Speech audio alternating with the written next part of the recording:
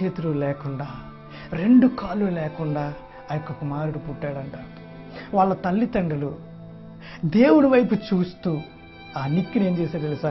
దేవుడికి అప్పగించారు. ప్రభువా, ఈ కుమారుడు నీ కుమారుడు ప్రభువా, ఈయన్ని నీకే అప్పగిచ్చేస్తున్నాం ప్రభువా, ఈ కుమారుడిని ఎలా వాడుకుంటావో అని నిక్కిని వాళ్ళ తల్లిదండ్రులు ఏం చేశారు తెలుసా?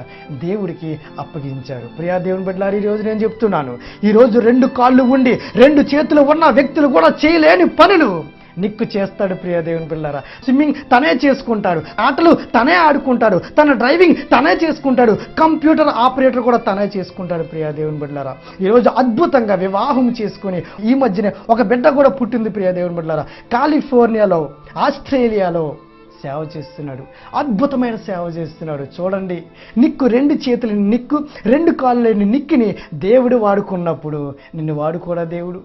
నిక్కిని విజయకరమైన జీవితంలో నడిపించినప్పుడు దేవునికి విజయాన్ని ఇవ్వడా?